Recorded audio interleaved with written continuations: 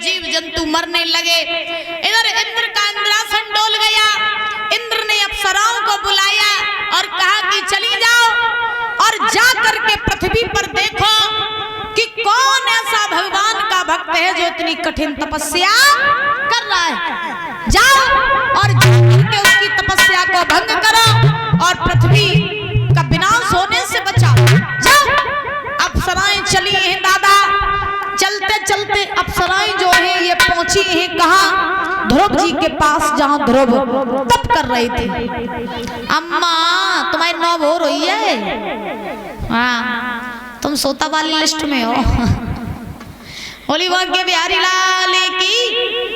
आज महाराज अप्सराएं पहुंची ध्रुव जी के पास। अब ध्रुव जी 5 वर्ष के हैं, तप कर रहे हैं। अप्सराओं ने देखा, आपस में बोली बेना जो तो लला बना है 1200 है और जो इतना कठिन तप कर रहा है, जाके तपस्या तो अपन तुम हाल भंग कर लियो। और कैसे भंग करियो मालूम है?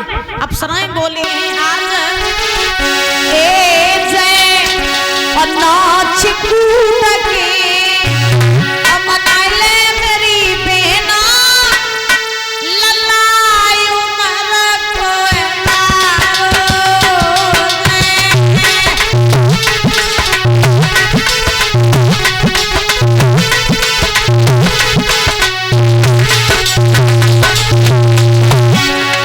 अप्सराएं आपस में बातें करती हुई बोली बेना जितो छोटो तो ही छोटो जो अकेले सबके नाक में दम करे हैं, प्राण वायु को खींच रहा है, इसे नाच कूद के मना लो, इसकी तपस्या को भंग करवा लो और सबकी रक्षा करो। अप्सराएं नाचने लगी, नृत्य करने लगी, लेकिन आए नागी पटके लला पे फुंकार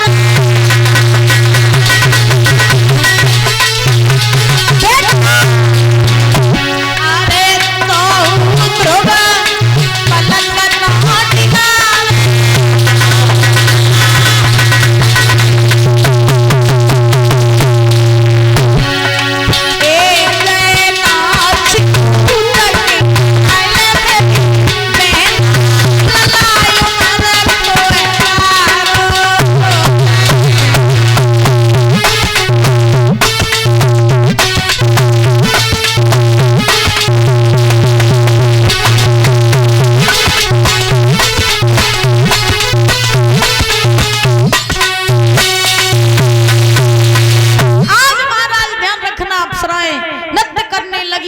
लेकिन ध्रुव जी महाराज की महाराज तप भंग नहीं करवा पाए। जब तपस्या भंग नहीं करवा पाई, अप्सराएं नाचते नाचते थक गई। ध्रुव जी का महाराज कुछ नहीं कर पाया। अप्सराएं आई इंद्र के पास में जवाब दिया, महाराज है तो भक्त छोटो लेकिन है बहुत खोटो। हमने बाकी तप भंग करवे के लिए बहुत उपाय करे, लेकिन बाकी तपस्या हम भंग नहीं कर पाए। नारायण की महिमा या तो उनके भक्त जाने और भक्त की महिमा या तो नारायण जाने, तीसरो कोई नहीं जान सकते। अब तो नारायण ही कुछ कर सकते हैं, उनकी शरण में चलो। तो सारे देवी देवता भगवान नारायण की शरण में आए।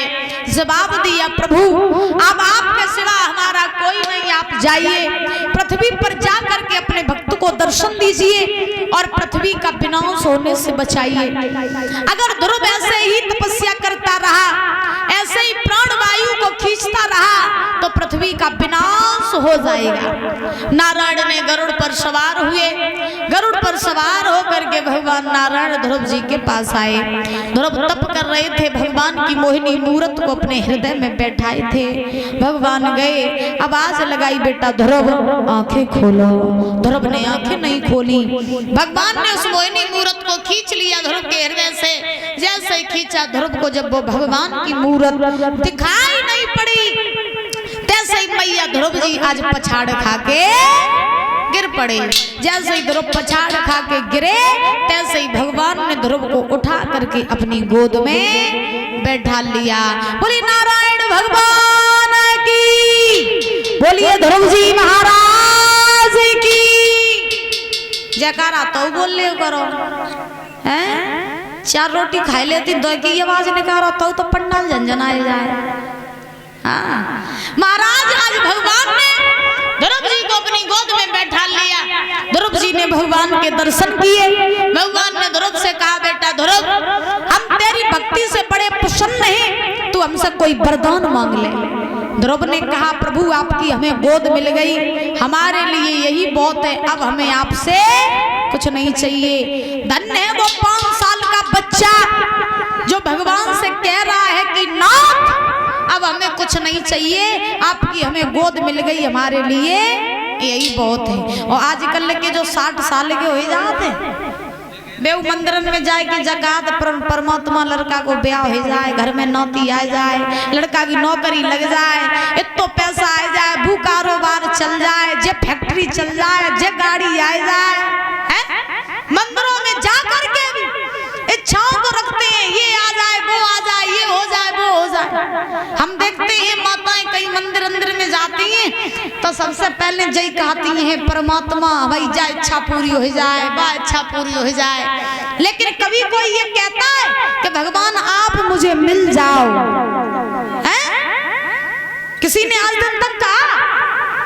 तुम मंदिर में जाती हो पूजा करवे काजे तुम भगवान से मांगने ही तो जाती हो, हैं? मांगने जाती हो, भगवान को मांगने जाती हो। क्या बात है, एक बार फौजन आंटी के लिए तालियां बजा दो।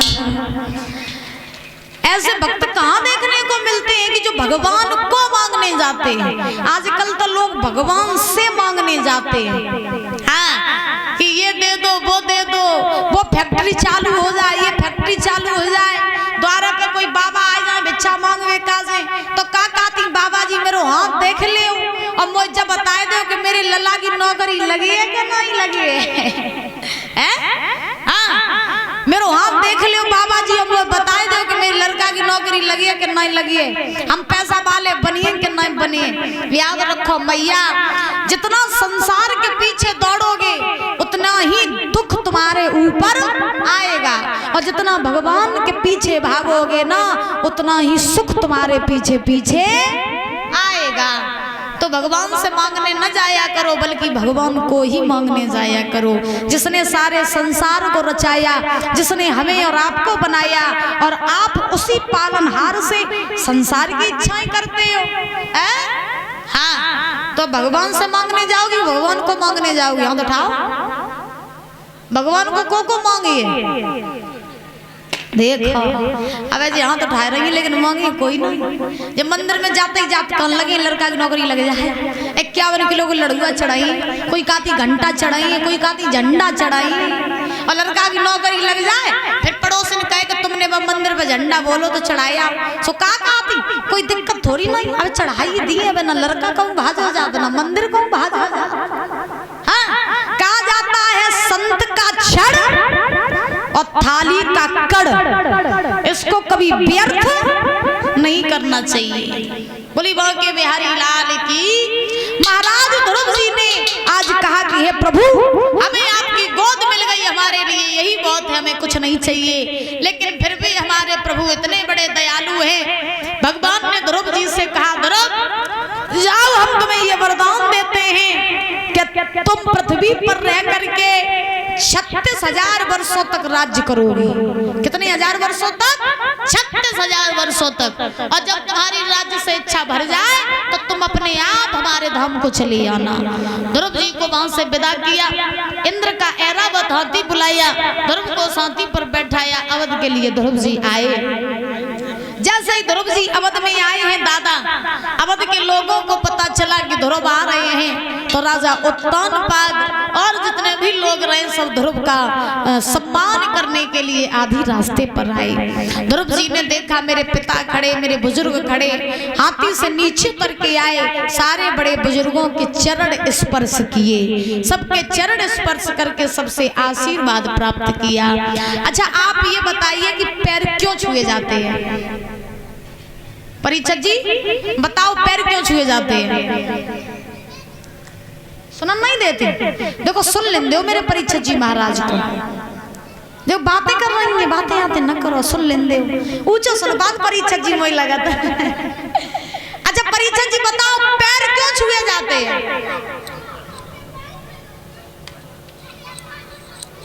कहा तो आशीर्वाद मिल जाए। अच्छा अच्छा देखो हम आपको बताएं, आप सब लोग पैर छूते होंगे। आज के जमाने में तो महाराज, जब फैशन के जमाने में तो कोई झुको ही नहीं चाहो। फैशन के जमाने में कोई झुको ही नहीं चाहो, तो परियां छो ले तो छाती तो लगा ले जय हरिहर की। लोग ये कहते हैं कि पैर छूने से आशीर्वाद मिलता है। सुन ले ओ दादा, सुन ले ओ। लोग कहते हैं कि पैर छूने से आशीर्वाद मिलता है, ठीक है। अब आशीर्वाद की बात रही कि चलो मान लो कि पैर छूने से आशीर्वाद मिलता है, तो पैर छुओ तो ढंग से छुओ जो आशीर्वाद मिल जाए। आजकल कैसे छुआ, कैसे छूते हैं पैर? परियां छो के और छाती से लगाए ले। झुकना तो मंजूरी नहीं है, क्योंकि झुक जाएंगे तो फिर नाक कट जाएगी। अब मेन कारण ये है कि पैर छूते क्यों हैं? पैर क्यों छूते हैं बताएं हम। पैर छूने के पीछे दो कारण हैं। पहला कारण ये है कि जब हम किसी के पैर छूते हैं तो पैर छूने से बल बुद्धि विद्या आयु बढ़ती है, पहला कारण। और जब महाराज पैर छूने से बल बुद्धि विद्या आयु बढ़ती है तो पहला कारण हो गया। दूसरा कारण कि जब हम किसी के पैर छूते हैं तो उस व्यक्ति के गुण हमारे अंदर प्रवेश कर जाते हैं। बाबा जी शायद लोगों ने न देखा हो, लेकिन आपने देखा होगा कि जो महान महर्षि ऋषि होते हैं, जो महान विद्वान लोग होते हैं, वो कभी किसी से पैर नहीं छुपाते हैं। देखा है आपने? कभी किसी से पैर नहीं छुपाते हैं। क्यों? क्योंकि वो जानते हैं कि पता नहीं कौन कैसा व्यक्ति आए जो मेरे पैरों को स्पर्श कर ले। और कहा जाता है कि शराबी, जुआरी और मांसाहारी और चरित्रहीन व्यक्ति जिसकी समाज में इज्जत नहीं, और जो शराब पीता हो, मांस खाता हो, बेशक तुम्हारा सगा बाप क्यों ना हो, कभी उसके पैर न छुआ। जो भाई भाई का हिस्सा खा करके बैठा हो, कभी उसके पैर न छुआ। पैर छुआ किसके? संतों के छुआ, विद्वानों के छुआ, भक्तों के पैर छुआ, ऐसे व्यक्ति के पैर छुआ जिसकी समाज में इज्जत हो। और जब तुम ऐसों के पैर छुओगे तो उसके गुण तुम्हारे अंदर प्रवेश कर जाएंगे। तो दूसरा कारण ये है। अब देखो, परियां छोए के ना बल बुद्धि विद्या आयु बढ़ी है, और परियां छोए के ना दूसरे के गुण तुम्हारे अंदर प्रवेश करेंगे। सबसे पवित्र माना जाता पैर का अंगूठा। तो सबसे ज्यादा जब भी पैर छुओ तो पूरा पैर नहीं, पैर का अंगूठा छूना चाहिए, ठीक? ओके, हाँ। क्या छुओगी? पैर का अंगूठा। सास ससुर के कल नहीं पाँव छुइयो तो पैर को अंगूठा छुइयो। देखो अब ये जकाती सास ससुर के नहीं छुई, हाँ उनके नहीं छुई, तो पति कई पाँव को अंगूठा छुई लियो, उनको नहीं छुइयो।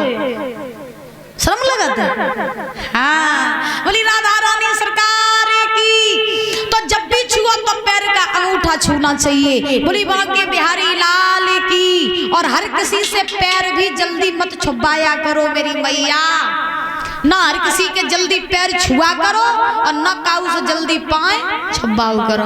आज ध्रुव जी महाराज ने सबसे आशीर्वाद लिया इस चरण स्पर्श करके। सबसे पहले ध्रुव जी चले हैं, चलते चलते पहुंचे कहाँ? अपनी मैया महाराज सुरुचि के पास। जब सुरुचि के पास पहुंचे तो सुरुचि ने ध्रुव को देखा, दरवाजा बंद कर लिया। ध्रुव दरवाजा बता रहे, मौसी दरवाजा खोला,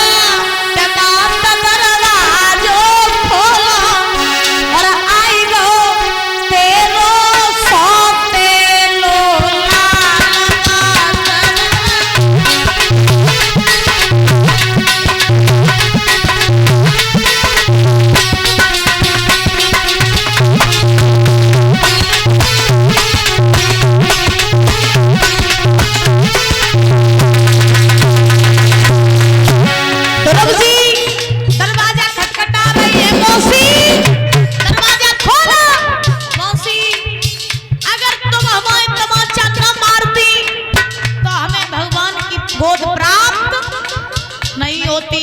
इसीलिए कहा जाता है दुश्मन को कभी दुश्मन नहीं समझना चाहिए। दोस्त आपका दगाबाज निकल जाएगा, लेकिन दुश्मन आपका सच्चा मित्र बन जाएगा। अक्सर लोग अगर ऊपर पहुंचते हैं तो पता है किसके कारण? दुश्मन के ही कारण। दुश्मन जो होता है वो आपका सच्चा मित्र होता है। सुरुचि अगर ध्रुव के तमाचा न मारती तो यहाँ बैठ के हम ध्रुव की कथा आपको न सुना रही होते। ध्रुव ने कहा माँ दरवाजा खोलो।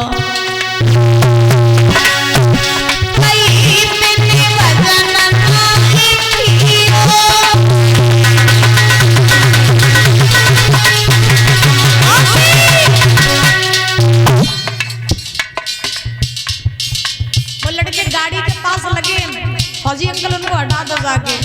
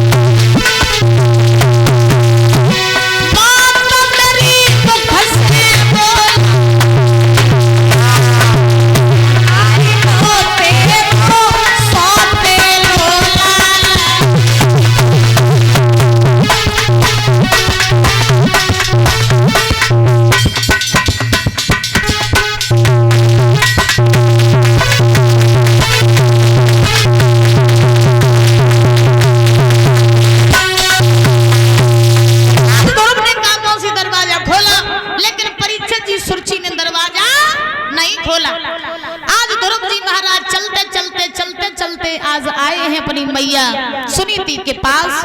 मैया सुनीति ने ध्रुव को देखा, अपने हृदय से लगा लिया। सुनीति ने ध्रुव से पूछा बेटा भगवान तुझे मिल गए?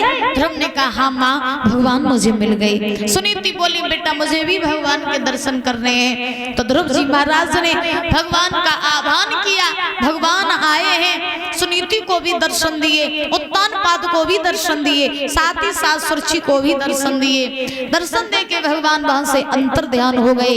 इस प्रकार से ध्रुव जी महाराज ने 5 वर्ष की अवस्था में ध्रुव जी महाराज ने भगवान को प्राप्त किया। बोली गोविंद भगवान की। 5 वर्ष की अवस्था में ध्रुव जी ने भगवान को प्राप्त कर लिया।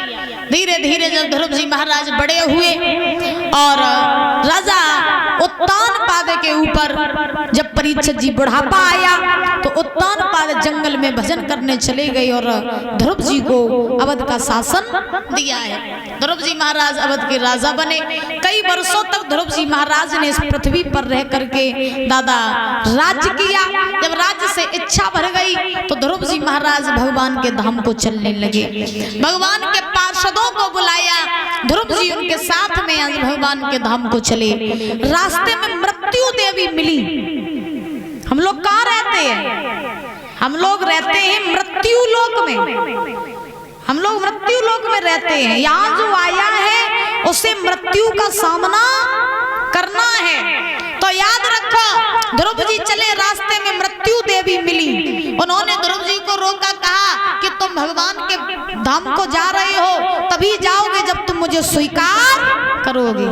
ध्रुव बोले स्वीकार तो कर लिए, ने पहले अपना सिर झुकाओ। सो मौत ने अपना सिर झुकाया, ध्रुव जी ने मौत के सर पे पैर रखा, भगवान के धाम को चले गए। भगवान ने अपनी गोद में ध्रुव जी को स्थान दिया, जो आज भी उत्तर दिशा में ब्रह्म मुहूर्त में 4 बजे कभी भी उठ के देखना, सबसे चमकता हुआ तारा दिखाई देता है, वही है ध्रुव तारा, जो आज भी भगवान की गोद में बैठे हैं। बोलिए ध्रुव जी महाराज की। इस प्रकार से ध्रुव जी महाराज ने मृत्यु पर विजय प्राप्त की और भगवान के धाम को गए। ध्रुव तारा की एक और खासियत है, बता दें, घबरा तो नहीं जाओगे हैं, न डराए जाओ। हाँ, ध्रुव तारा की खासियत है क्या कि जिस व्यक्ति की मृत्यु होने वाली हो, जो व्यक्ति मरने वाला हो, परीक्षित जी तुम सावधान हो जाइए, तुम्हारे तो 3 ही दिन रही है। हाँ, 3 दिन बाद दवा काम खत्म है। तो जिस व्यक्ति की मृत्यु होने वाली हो उसे 6 महीना पहले से अगर ध्रुव तारा दिखाई देना बंद हो जाए तो तुम समझ लेना कि हमारा समय निकट आई है। ठीक, तो रोज कछु करो न करो, सवेरे उठो 4 बजे और 4 बजे उठ करके ध्रुव तारा के दर्शन जरूर करो। बोली राधा रानी सरकार की। परीक्षित जी आज तक 4 बजे उठ के रोज दर्शन करो करियो ध्रुव तारा के, तो पता चल जाइए कि 3 दिन बाद खत्म हो या फिर और चलियो कछु दिन। ठीक है, बोली बांके बिहारी लाल की। इस प्रकार से व्यास नंदन श्री सुखदेव जी महाराज समझा रहे हैं कि हे राजन परीक्षित, ध्रुव जी महाराज ने छोटी सी अवस्था में भगवान को प्राप्त किया। याद रखो संतान घर में अगर अच्छी निकल आए तो जीते जी आज संतान अपने माँ बाप को स्वर्ग की सीढ़ी पकड़ा दे, और संतान अगर बिगड़ जाए तो महाराज जीते ही जी माँ बाप को नरक की सीढ़ी दिखा दे। इसीलिए तो कहते हैं कि बच्चों को संस्कार दिया करो। अगर मैया सुनीति भगवान ध्रुव जी को भगवान का रास्ता न दिखाती तो ध्रुव जी की कथा इतिहास में न आती, लेकिन आप लोग तो महाराज भगवान के पास भेजती नहीं हो बच्चों को। बच्चा 5 साल का जब तक, याद रखो, जब तक बच्चा 5 साल का ना हो पाए तब तक तुम उसे खिलाओ पिलाओ लाड करो दुलार करो जो करना हो करो, और जैसे ही 5 साल का हो जाए आंख दिखाना प्रारंभ कर दो, क्योंकि बच्चे की बिगड़ने की उम्र 5 साल से लेकर के 18 साल तक की होती है। याद रखो, बच्चों के बिगड़ने की उम्र 5 साल से 18 साल तक होती है, और इन सालों में अगर तुमने बच्चे को सुधार लिया तो समझो कि तुम्हारा बेड़ा पार है, और इन सालों में अगर तुम्हारा बच्चा बिगड़ गया तो दुनिया में से कोई सुधारने वाला पैदा हो ही नहीं सकता है। तो संस्कार देना जरूरी है कि नहीं है? बोलो। तो सवेरे अनवा दवाई की कहाँ पठाओ करो हैं मंदिर में, और सवेरे ही सवेरे अपने बच्चों से कहा करो कि सवेरे उठो हमारे पैर छुओ, दादी बब्बा के पैर छुओ, सबके पैर छू करके अच्छे संस्कार दिया करो। जब फ्री टाइम में बैठा करो तो फोन ना पकड़ा दिया करो कार्टून दिखाने के लिए। हाँ, फ्री टाइम में बैठा करो तो अपने बच्चों को अच्छी अच्छी बातें सिखाया करो, अच्छा ज्ञान सिखाया करो। बोली बांके बिहारी लाल की।